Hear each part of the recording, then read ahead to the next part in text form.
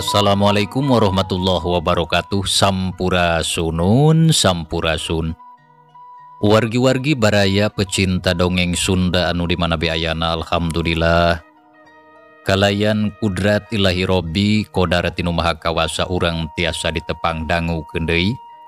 Sareng simkuring kang tile dina acara carita Sunda tanapi dongeng Sunda. Nyaeta baris nuluykeun hanca carita anu katunda dina jejer carita Jakarana. Anu mana ieu carita teh hasil buah karya tanapi karangan Amburos ti Palihan, Bandung. Kasugri kaum dangu.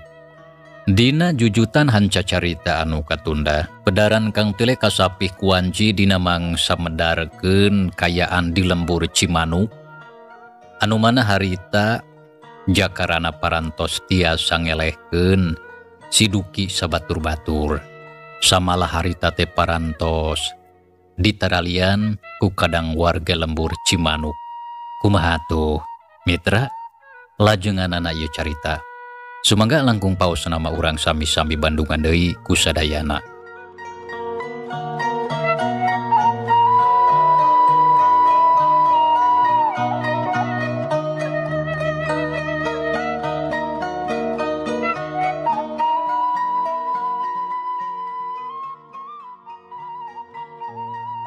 Hampura, kuring tiluan menta di hampura ka sakabeh urang dieu.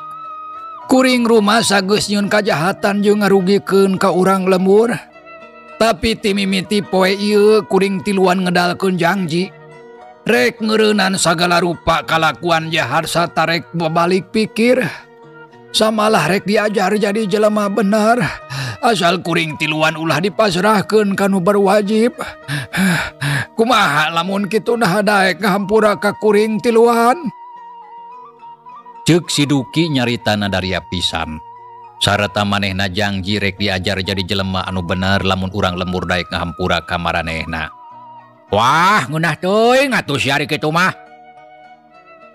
Bisa wae ayeuna si lain ngomong kitu lantaran sieun. Tapi isuk pageto pasti bakal poho deui. Da kitu jalma jahat mah. Carita anak moal bisa dipercaya. Sakali penjahatnya tetap penjahat. Salilana oge moal bisa robah. Tah ayeuna mah si laing teu kudu loba bacot. Mending oge jempe sia bisi dicabok deui ku aing. Ceuk Mang Daso nyaritana tegas pisan. Saeutik oge teu hayang mere hampura ka siduki jeung baturna. Geus kitu mah jep siduki teu ngomong deui sabab manehna oge sadar jeung ngarti kana kayaanna. Jeung deui saha atuh pijalmaeunana anu bakal percaya kana caritaan manehna. Sok sanajan caritaanna teh bener kitu ayana. Tah kitu jadi kaputusan teh Duki. Si laing tiluan rek dibawa ka pakubu sarta rek dipasrahkeun kanu berwajib anu bakal bisa nangtukeun kana nasib si laing tiluan. Wayahna we eta mah da geus jadi kaputusan sararea. Jeung deui si laing tiluan oge kudu sadar. Lantaran kajadian ieu teh apan buah tina laku lampah maraneh salila ieu. Jadi tangtu kudu ditarima.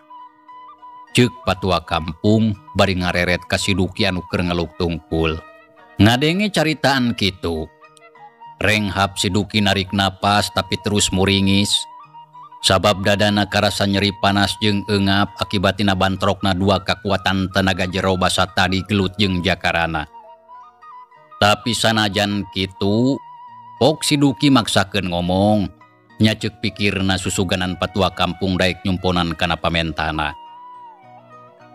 Patua, mugi cing karunya atuh ka kuring tiluan. Bere kuring kasempetan pikeun ngomean sagala kasalahan. Apan tadi geus disebutkeun kuring hayang diajar jadi jelema anu bener. Hampura kuring patua, hampura. Ceuk siduki bari lumengis matak pikarunyaeun. Ningali kitu Mang Daso jeung anu sejena jebi sararea oge eueuh anu percaya kana caritaanana. Sedengkeun Jakarana anu ti tadi ngabandungan teu burung hatena ngarasa karunya. Punten patua. Nyaon jang? Sim kuring bade ngiring cumarios. Mung eta oge saupami kawidian ku salira. Nya mangga ujang. Sok bae rek milu cumarita mah gerapok kadinya. Hatun hun atuh patua. Sok atuh ujang cerek ngomong naon. Kieu ieu teh patua. Sakumaha anu parantos disaksian ku sadayana. 3 jalmi anu jarahat teh tos katewak. Samalih maranehna tos nyuhunkeun ampun sareng mundut dihampunten. Sarta kedal janji moal ngalakukeun kajahatan deui. Sajabiti kitu ayeuna aya niat hoyong babalik pikir pikeun ngomean laku lampah anu salami ieu nincak dina jalan anu lepat. Terus kumaha maksud ujang teh? Terus terang acan ngarti bapa mah. Cing sok jelaskeun anu leuwih jantre. Tembal patua kampung tarangna katempo rada kerung. Ari Mang Daso jeung anu sejena ampir kabeh marelong ka jakarana. Hayang geura nyaho kana maksudna. Kieu maksud abdi teh Bapa. Kumaha saupami ieu 3 jalma teh tos bae teu kedah dipasrahkeun kanu berwajib. Numutkeun pangemut abdi teu aya lepatna. Saupamina urang masihan hiji kasempetan ngarah maranehna tiasa ngabuktoskeun janjina anu nembe dikedalkeun. Mung hapunten, sanes maksud abdi bade ngalangkungan kasalira. Ceuk jakarana nyaritana daria pisan. Ngadengi kitu keur sajongjongan mah patua kampung tuluy ngahuleng mikiran carita anu bieu ditepikeun. Sedengkeun si Duki jeung baturna anu keur ngeluk tungkul ngadengi eta jajaka nyarita kitu teh maranehna meuni ngarenjag kaget sarta terus ngareret. Heula. Nah yakin lamun ku urang dibere kasempetan kitu maranehna teh bakal bener-bener babalik pikir. Apan ari maranehna teh jalma jahat. Nah arek bisa kitu dicekel omongana. Pami ngaraos yakin mah abdi oge henteu mang. Nanging pangemut abdi teu aya lepatna saupami urang masihan kesempatan. Saha anu terang ku ieu jalan ieu maranehna teh leres-leres tiasa babalik pikir.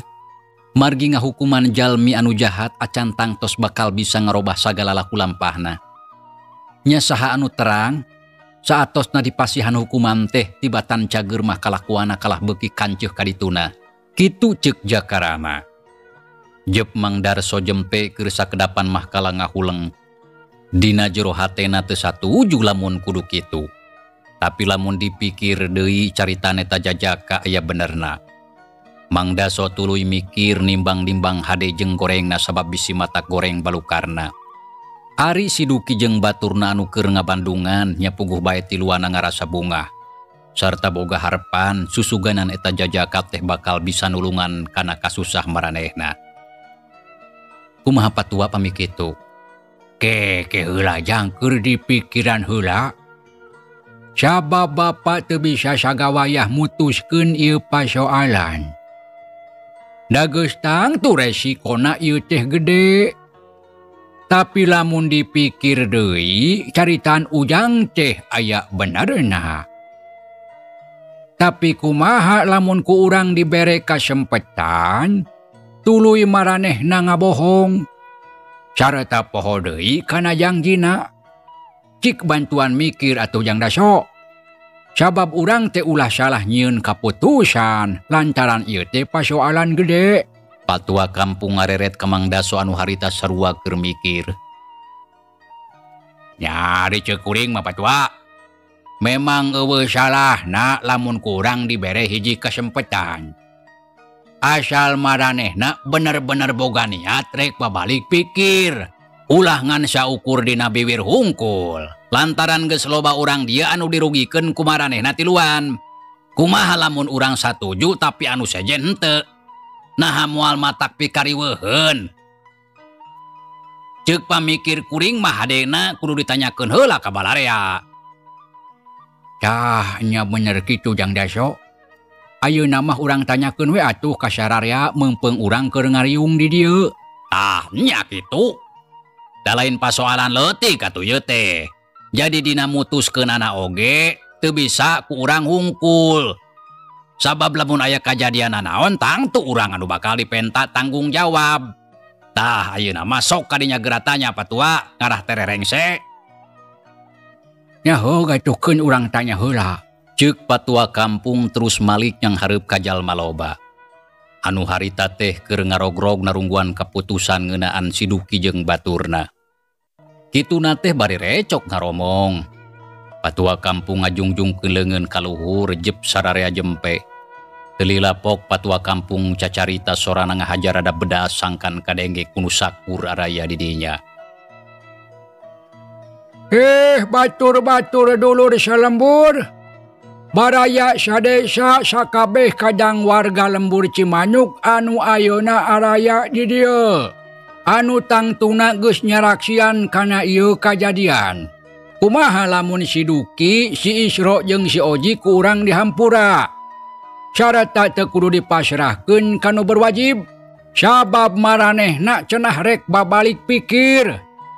Nah kira-kira sararea satuju atawa henteu. Sok lamun anu satuju gancang acung kelengen kaluhur.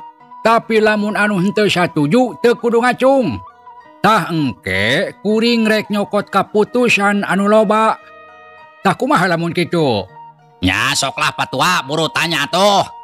Sok atuh anu satuju ayeuna gancang acung kelengen kaluhur. Ceuk patua kampung bari rutret kanu sakur araya didinya. Ditanya kitunya terus atuh urang lembur teh ngacungkeun leungeunna kaluhur. Tapi aya oge anu henteu ku patua kampung dititenan bari diitung kalayan taliti. Sareta tetela hasilna loba jalma anu satuju. Tapi gesehna teu pati jauh jeung anu teu satuju.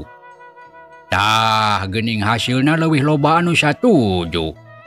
Lamun kitu mah tangtu kuring rek nyokot kaputusan anu loba. Ceuk patua kampung tuluy ngareret ka si Duki jeung baturna. Tah kitu Duki kaputusan teh. Kawasna geus kaharti jeung kasaraksian kumaraneh. Lamun urang lembur Cimanuk daek ngahampura sarta mere hiji kasempetan.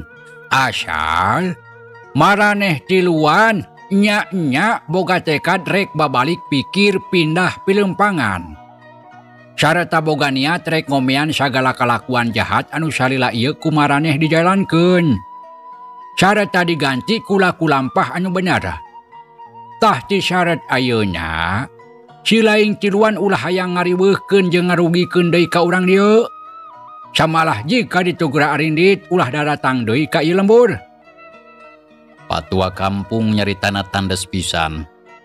Samalah mah terus nita arindit ka si Duki jeung dua baturna.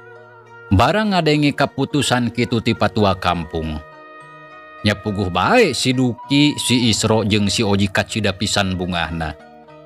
Dina masing-masing hatena janji ti mimiti poe harita maranehna rek bebener babalik pikir sarta rek pindah pilempangan.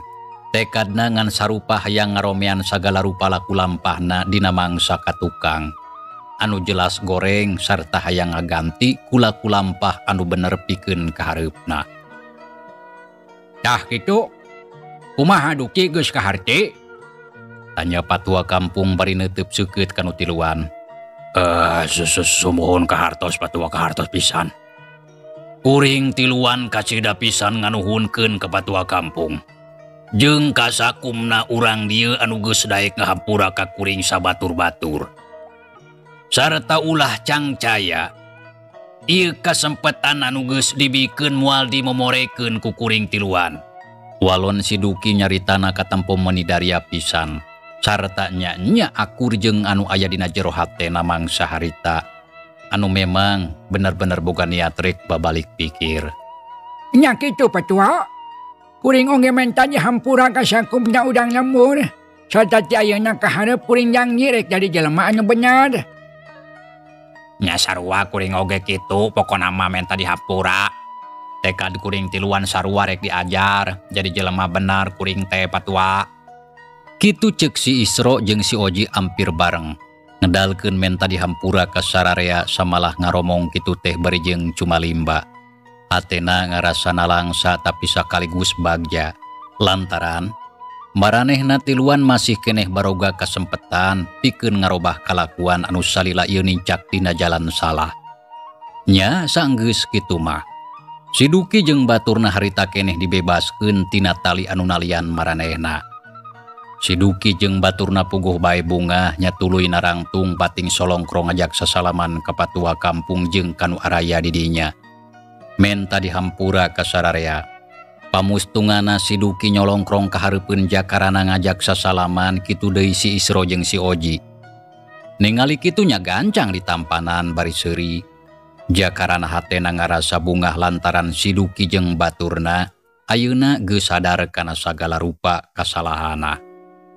Aden, akang menta dihampura kana sagala rupa kasalahan anu tadi geus dilakukeun. Sarta akang oge kacidang nuhunkeun jeung tumarima kana pitulungna. Ya kulantaran caritan Aden tadi, akang tiluan ayeuna jadi sadar kana kasalahan. Tah ti saret ayeuna akang tiluan janji moal rek ngalakukeun deui pagawean anu matak ngarugikeun ka batur. Ceuk si Duki nyarita kituna teh bari tungkul teu wani ningali beungeut. Nyatos bae Kang, teu nanaon. Ku kuring dihampura, samalah kuring oge ngarasa bungah lamun ayeuna akang tiluan geus saradar. Moga-moga bae atuh satuluyna akang tiluan bisa ngalengkah dina jalan anu bener. Aye, ari ngaran akang teh Duki nya. Nya, ngaran akang mah Duki. Tah anu begeng, tapi ari daharna mah loba ngaranna si Oji. Tah anu pendek busekel ngaranna si Isro. Eta duanana anak buah akang anu geus lila bebarengan. Sarta geus asa jeung dulur. Ceuk si Duki bari ngareret kadua baturna. Anu ti tadi ukur ngabandungan. Oh, jadi ngaran akang teh Duki, Oji jeung Isro. Nya kitu. Samalah akang tiluan teh batur salembur. Ari Aden teh saha? Akang teh hayang apal bisi dina hiji waktu urang panggih deui. Oh, ngaran kuring mah Jakarana, Kang. Sebut we lah Jaka ulah disebut Aden. Lantaran kurang pantas. Oh, jadi Aden teh Jakarana. Bagja pisan pikeun akang tiluan. Lantaran dina poe ieu urang bisa dipanggihkeun sarta ujang anu geus nyadarkeun ka akang. Akang kacida bungah sabab masih keneh aya jalma anu geus percaya kana caritan akang. Sok padahal akang teh jalma jahat. Ceuk si Duki bari melong ka Jakarana.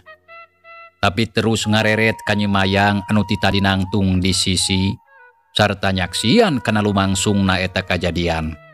Harita keneh si Duki gancang atuh nyampeurkeun ka eta mojang dituturkeun ku baturna. Nyai, akang tiluan menta dihampura. Akang rumasa geus ngalakukeun kasalahan. Muga-muga salira Nyai ridho ngahampura kalayan ikhlas. Ceuk si Duki manehna teu era menta dihampura ka Nyimayang. Sarta ngarumasakeun tadi geus nyieun kasalahan ka eta mojang. Nyaheug, maraneh ku kuring dihampura. Sarta syukur lamun aranjeun ayeuna geus saradar. Sartakeun bae anu geus kaliwat mah da moal bisa dibalikan. Asal kahareupna ulah dilakukeun deui. Walon Nyimayang bari mencrong ka si Duki jeung baturna anu keur tungkul kawas anu era pisan. Sikepna ayeuna mah katingali sopan teu kawas sabebehna. Nuhun Nyai, nuhun pisan lamun kitu bah. Walon si Duki bari unggeuk geus kitu ret ka Jakarana. Aden, ayeuna mah akang tiluan seja amit rek ninggalkeun ieu lembur. Muga-muga dina hiji waktu urang bisa amprok deui dina kayan anu beda jeung ayeuna. Salilana akang moal poho kana jasa Aden anu geus nulungan ka akang tiluan. Ceuk si Duki harita terus amitan ka Jakarana rek ninggalkeun eta lembur. Keheula, tapi ari tujuan akang tere ka mana? Tanya Jakarana bari melong ka si Duki jeung baturna. Ya ari niat mah ayeuna rek balik deui we ka lembur sorangan. Sarta rek neangan pakasaban anu bener. Sangkan akang tiluan bisa ngahasilkeun rejeki anu halal, tah kitu niat akang teh. Nya hade pisan atuh ari paniatan akang tiluan kitu mah. Insya Allah ku abdi didoakeun mugi acing aya dina kasalametan sarta dipaparin rejeki anu halal sarta umat ulah ngalakukeun deui kalakuan anu salah. Ceuk Jakarana. Si Duki unggeuk saung ngajak deui sasalaman anu pamungkas. Kitu deui dua batur naret ka patua kampung jeung Mang Daso terus amitan. Kitu deui kanu sejena satuluyna harita keneh si Duki, si Oji jeung si Isro arindit ninggalkeun lembur Cimanuk. Dijajabkeun ku paneuteub jakarana, patua kampung jeung Nyi Mayang. Kitu deui sakur urang lembur anu masih araya di dinya. Teu lila tiluana geus jarauh anu akhirna teu kaciri ngiles palebah pengkolan. Renghap Nyi Mayang narik napas panjang, terus ngareret ka jakarana. Kang, kumaha salira akang teu sawios-wios? Atuh nuhun nya, margi salira akang tadi parantos haat tulungan ka abdi. Tanya Nyi Mayang bari neuteub ka jakarana anu harita keur ngajanteng nangtung, bari melong ka palebah ngilesna si Duki jeung baturna. Alhamdulillah akang mah teu sawios-wios Nyai. Walon jakarana bari ngareret ka Nyi Mayang anu keur neuteub ka manehna. Nya nuhun atuh pami kitu mah. Mung punten pami akang teh saha? Tanya Nyi Mayang, sabab hayang nyaho ka eta jajakan nu geus nulungan manehna. Ari akang mah jaka wasta teh. Pami salira Nyai saha? Jakarana malik nanya ka Nyi Mayang bari neuteub ka eta mojang. Anu katempo meuni geulis pisan herang mencrang estuning matak deung deuleueun. Abdi mah pun Mayang Sari, mung cekap sebat bae Nyi Mayang. Walon Nyi Mayang nyebutkeun ngaranna. Oh, jenengan salira teh Mayang Sari? Sumuhun Kang. Nyi Mayang ngawalon pondok geus kitu jep-jempe. Sok sanajan dina jero hatena mah galecok sarta hayang loba tatanya. Tapi aneh Nyi Mayang ngadadak teu bisa ngedalkeun. Jajantungna kalah jadi ratug dagdigdug teu puguh rasa. Teuing kunaon sababna Nyi Mayang kawas anu kasima. Da puguh jelas sidik pisan. Lamun jajaka anu ngabogaan ngaran jakarana teh sakitu kasep jeung gagahna. Sok sanajan ari papakeana mah kaitung cukup pasajan. Bareng jeung kitu Srog patua kampung nyamperkeun pok ngomong. Yang hayu ayeuna mah urang ka imah bapa heula. Sarta urang ngobrol di ditu ngarasal se. Heunda urusan si Duki mah pan geus rengse. Sigana geus moal aya anu matak hariwang deui. Kitu deui hidup Nyai. Hayu urang ka imah bapa itung-itung ngareureuhkeun heula ka capek. Patua kampung ngajak ka jakarana jeung ka Nyi Mayang. Sangkan duanana milu ka imahna, pang-pang nama hayang ngobrol anu leuwih lila jeung laluasa. Mangga patua, mungkin kinten moal ngarepotkeun. Moal atuh Jang. Matak bapa ngajak oge anu puguh mah bapa teh bungah pisan lamun imah bapa kaunggahan ku Ujang. Kitu deui ku Nyai. Ayo geura, hidup duaan ulah nolak. Nya mangga atuh pami kitu mah. Mitra, cageula ieu carita urang tunda heula, insyaallah kin urang lajengkeun deui. Hatur nuhun kana naon rupi peratosan wilujeng kamtun. Wassalamualaikum warahmatullahi wabarakatuh.